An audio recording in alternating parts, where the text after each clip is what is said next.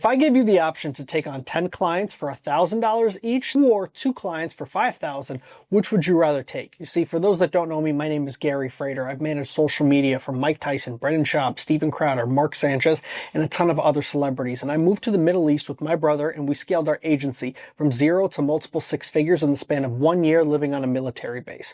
When I came back to the United States, our business took off, and now I'm just giving you all the lessons I learned along the way. And one of the biggest lessons that we learned is that the lower someone pays for your service, the more of a pain in the ass they're going to be. You see, when we first started our content agency, we would take on everybody and anybody with a credit card because we really needed the money. We thought that we could deliver a good service, but most importantly, we wanted to gain the experience. And when I talk about low-paying clients or small businesses, it's really like people that just don't have a big budget to work with. Coaches making less than $5,000. Again, small businesses that do not have the capital to really invest to see a result.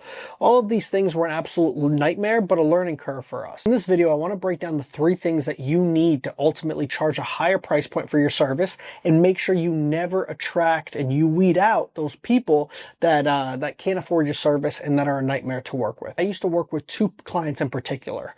One of them was a coach, and the other one I'll say was also a coach. And so what we quickly realized when we started to work with these people is when we would charge them $3,000 for our social media service, we quickly realized that, hey, these people actually want to get clients through this content. And at the time, we were only charging for assets. So they were paying, let's say, for like 5 social media posts per week or 3 social media posts per week. That right there wasn't enough for them to actually see results, and we were really not building out a good sales funnel. Like, that wasn't really in the equation at the time. We were just mastering organic content, and that's something that we really, specialized in at the time. Now we've really tailored our offer to have a more results-driven offer, which is what I'm going to talk about later in this video. As far as us just selling social media services, a lot of these coaches and, consultants and whatever, they want to actually have an ROI with that content. They don't want to just build their personal brand. And so that was a really big wake-up call for us because we didn't know how to transform that content into actual paying clients and customers that are coming to them. But what that, looking back in hindsight, what we realized is that we would have never been able to provide those people with the service that they wanted, because if they were only paying, let's say, $1,000 to $3,000 for social media services, well, I got to hire an editor, I got to hire a designer, I got to, have somebody do the social media posting and the caption writing and all that stuff. Like, that all requires capital in order for me to actually provide that type of service to them. And so looking back at it, those people would have never been able to see the result. Because 1, they needed a budget for paid ads, and then 2, they needed to actually pay my team in order to actually fulfill the service that that they wanted. And so that was a really big wake-up call, because one of those people, one of those 2 coaches, never actually ended up paying us. And it's not right, because we did an entire month or 2 with them and they just completely ghosted us and never paid us. But at the same time, I kind of understand where they're coming from as far as like, hey, I didn't see a result. And at the time, I wish we would have explained it better, that like, hey, you need money in order to actually see a result. You need to, and it also takes time. This person, this coach, didn't have the time. And that's exactly what low-paying clients struggle with, is the fact that they need to see a result ASAP. They cannot wait. That money is a lot to them. Let's say they're only making $5,000 a month after taxes. If they give you $1,000, to bring them more leads, more clients, or grow their brand, that's money that they can easily, be putting elsewhere. And so that's honestly one of the many reasons why, when you're working with small businesses or low-paying clients, your agency, your coaching business, whatever that is usually the first thing to get cut. In my case, it was a content agency that I'm currently running. And since then, we've really switched over to working with high-paying clients. Frater Media, my content agency, we manage all of the content for now a massive podcast network in combat sports, as well as an entire fight league. And then we have other clients as well. But each one of those clients, we have at a higher price point, so that now we can allocate budget to running ads and actually growing their social media presence across multiple platforms. And so now we actually have budget to work with. That was really the major shift, as far as like, we quickly realized this is a terrible idea. these people are not seeing the results and it's only damaging our content agency. So now let's up our service and let's just charge a higher price point. And so I'm going to break down the 3 things that we did. So number 1 is we solved for a bigger problem. Okay. So before we were just doing social media assets and we were doing, let's say 20 assets per month, or 3 assets per week as far as like videos or graphics, etc. And we would do the posting for you. So it was full social media management, but it was all organic. The issue with us doing organic only was the fact that we could never control the actual outcome of, how do we actually like measure this, aside from just views. Most people do not want views. They actually want either predictable leads, they want money generated, they want an extra thing when it comes to, social media is just a vehicle for them. And so number 1, what we did is we did a full suite, full service marketing agency for podcasting. I mean, like we handle sponsorships, we book talent, guests, we produce the entire episodes, and then we also offer social media content, and like, clipping and stuff like that, as well as also running the ads. So that now becomes, you could automatically charge a higher price point because, one, that takes more people, but also we are doing something that, not, Joe Schmo just can't offer, podcast management. They would need a full team for that. And so that's one thing that we did.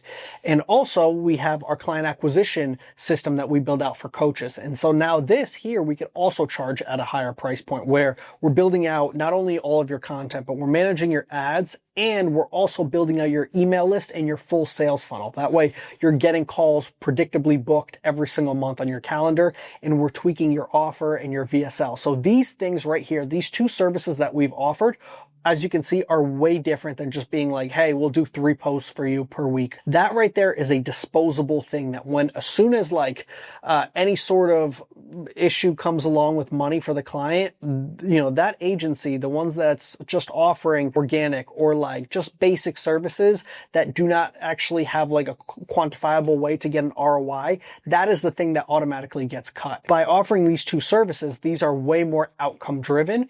And now we're actually able to measure. This is what our social media posts have actually done for you. Maybe for a lot of clients, it is views, especially for podcasting. But for others, what can you bring in with this content? So that was the first thing that we did. Number 2 is we started to focus on building a personal brand. You see, personal branding isn't just for, what you can get from it, but it's also at the end of the day, a library of content that people can come back to and they can see that you're authority in the space. There's nothing worse, I think, than a CEO nowadays that is in marketing or selling content or anything, basically has anything to do with content, even if you're a coach, whatever, and you're not putting out actively content yourself. I think that that's like a really bad example that you can show your clients, because at the end of the day, you want them to be the best versions of themselves, but you yourself are not doing that. And so for me, how content worked is on LinkedIn, on Instagram, and on YouTube, I've been pumping out content for the past, for quite some time now, and people see that and they go back to that. And even if you're not seeing quote unquote inbound leads, what you're doing when you're posting content is that people are reminded of you that, hey, dude, you're on my page. I always see you, and like you're just in it. You're doing the damn thing. I'm going to give you an example here. Person 1 doesn't have a personal brand. He has a great product, and person B does have a personal brand. And so now if you're the customer, who is constantly going to be showing up on their feed and, just in their mind whenever they're thinking of, who do I would decide to work with, person A or person B? It's obviously person B, especially if they're on platforms that your target demo is on, for example, LinkedIn, Instagram, YouTube. If your videos are constantly showing up, that's just going to build more authority. And when it comes down to actually making a decision, who do you ultimately think the client's going to go with? This person that's more familiar to them, or the person that just has a good service and isn't, as top of mind? Because at the end of the day, people don't buy from the person who has the best product. They ultimately buy from the person that is most known and who they actually feel the most familiar with. And although inbound leads are important and running ads are important to show your face, another really important aspect is just to be top of mind. And so that way people remember you and they see your familiar face and they're like, you know what, when I need this problem, social media marketing, content marketing, whatever that is, client acquisition, I'm going to think of Gary, you know, because he's always pumping out content and he's always doing the damn thing. And number 3, niche down even more. You see, a general doctor gets paid a lot less than a specialist. If you are a specialist, let's say for, you know, you hurt your knee, right? You hurt your knee and you go to a specialist doctor, somebody that's like, this is all they do. They live and breathe knees, and they're just the best at what they do. That person is ultimately going to make a lot more money than just a basic generic doctor that specializes in everything and does a little bit of everything. And so for us, what that looked like is, instead of going super broad, we focused one of our services really on combat sports. You know, combat sports is something that I've known my entire life. I know MMA, boxing, jiu-jitsu, all that kind of stuff. Like, that is my world. I've never watched baseball, basketball, football, any of that stuff. And so for us, it's like, you know what? Let's really niche down on podcasts in the combat sports space. And that's something that we know really well. And now we manage an entire network as well as a fight league. And so for us to be able to charge a higher price point, it took niching down even more as opposed to going super, super broad. So look at your life. Like, what is a industry? What is some sort of topic that you know better than anybody else? Or, you know, what is something that you're actually really passionate about? You see, I think niching down is less maybe about the industry, and it's more about the problem that you're ultimately solving and for who. And so that's ultimately what you need to think about. Maybe you've experienced, you know, what it's like to lose 20 pounds, and now you help middle-aged women lose 20 pounds because you know exactly what that feels like to be in their shoes. And so the point that I'm making here is, it's less about the industry, although that is important and that is a niche. You can also go the opposite direction and really solve for a specific problem for one specific type of person. And that's something that you can really charge a higher price point for, because you are the specialist in that particular area. So guys, those are the 3 things that have worked for me to charge a higher price point and stop working with low-level clients.